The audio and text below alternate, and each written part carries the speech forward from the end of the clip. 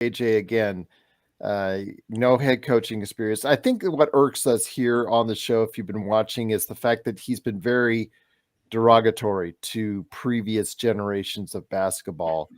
So there is a concern there about his level of respect for certain, levels of basketball. I mean, he's been very derogatory to the 80s and 90s.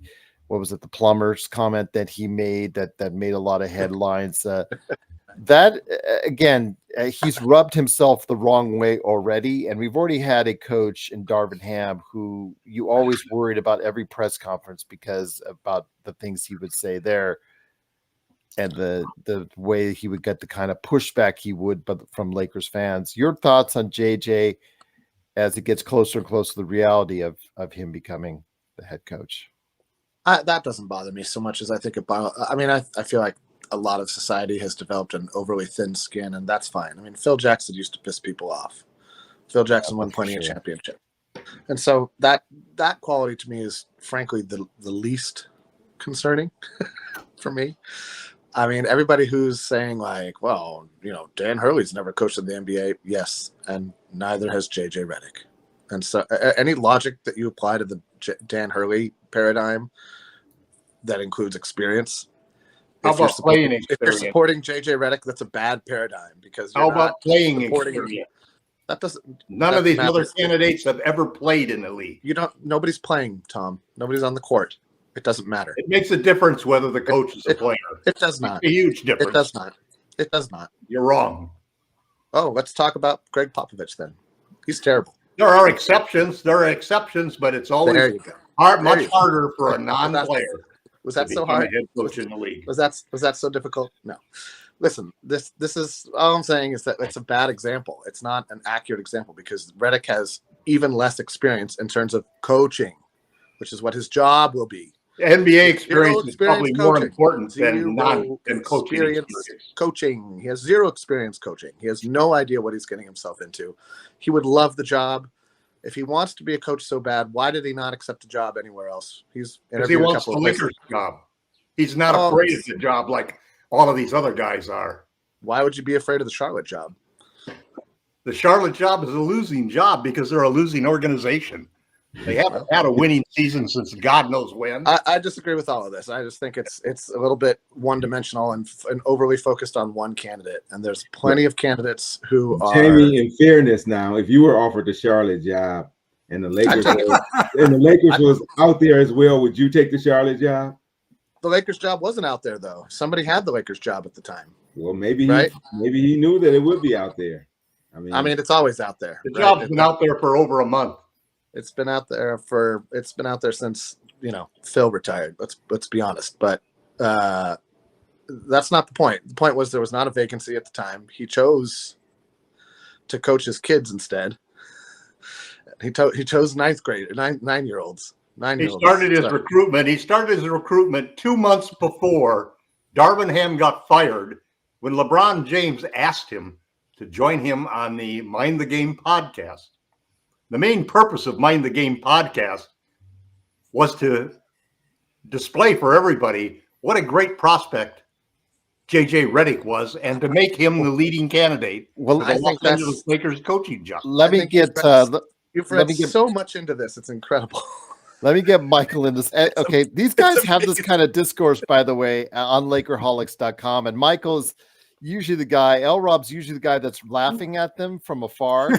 And Michael is usually the guy that has to break it up between these two. Because I have to do it on this show on more than one occasion, Michael, over the years. But I want to ask your thoughts on this, on JJ. We'll touch on just a little bit more, but there are other subjects we want to talk about on today's show. But I know I have a couple of you here for limited time. So let me hear your thoughts on JJ.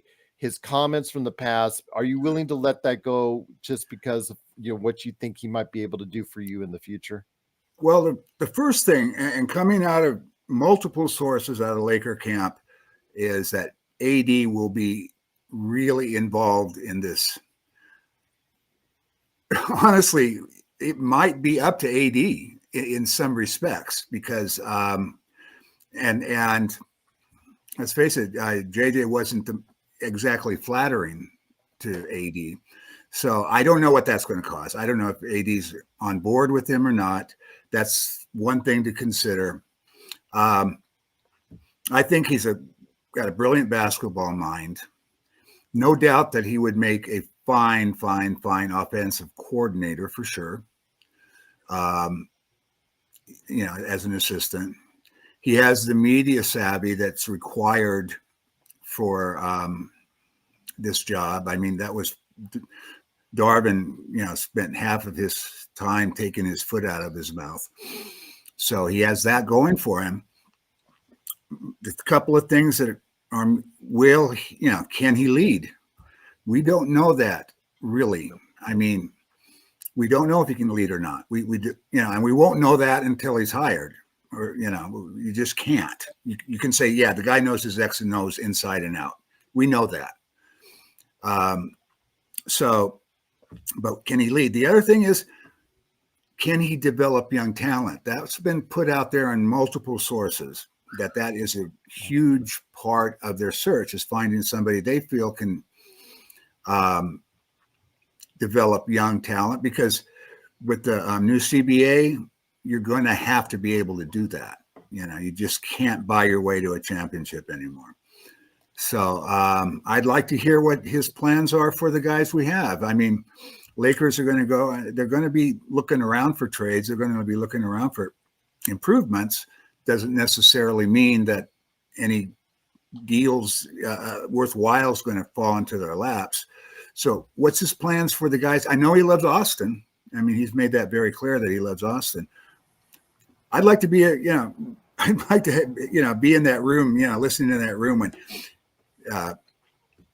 he's going over all these things, because they're going to want to know all of his ideas on the current roster, because that's all we got to work with right now is the current roster.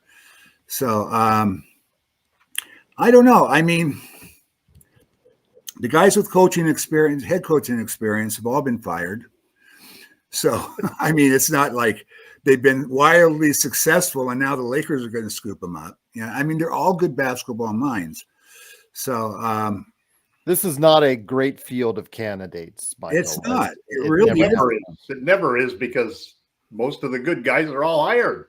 It's the guys who've been fired or have never been hired who are available mostly. All right, Laker Tom. So I'll let you finish off the JJ conversation. Then I'm going to start with L. Rob with James Borrego. Because I think that there are 5 reasons why JJ is the best prospect. First, he's the only one who, in the Lakers' opinion, has legacy potential. Secondly, he's young enough to really. What do you mean by legacy potential? Every time you say that on Twitter, it means he's going to last 10 years and he's going to win championships and he's going to be the permanent coach for the Lakers until such time as he decides not to. He's going to be a 10-year coach like Phil was or like Briley was. Will it be for the Lakers? Sure. The second thing is that he's young enough. This league is getting younger, and he's 39 years old, and he basically is going to be the coach. He's not. Can you let me finish, man? Just let me finish. Then you can say whatever you want, Jamie. I'm so tired of your negativity on everything. Oh, man. Secondly, he's young enough to relate to the young players that are coming into the league today. Third, he has the communication skills that, just like Michael said, he's not going to spend his time getting his foot out of his mouth. That's why he rose up in ESPN. Fourth, he's going to take the Lakers into the modern age because he's a guy who believes in the three-point shot. And he was a volume three-point shooter his entire career, 15 years at over 40%. And then lastly, he's just got the right personality. He has LeBron's support, and that is a big part of it. And anybody who thinks that Anthony Davis has not been involved in this decision at this point in time, that they haven't asked his opinion, that he hasn't listened to all of these things, and that he isn't on board and bringing him in, is dumber than anybody could imagine. Anthony Davis has obviously been a big part of why JJ Redick is there. And if you think that just because JJ Redick said that Anthony Davis is not an alpha player, or Anthony Davis was not one of the 20 guys that he picked on the all defensive team, that's going to make a difference, then you don't understand Anthony Davis and you don't understand the Lakers, because they would have killed this thing a long time ago if Anthony Davis wasn't aboard.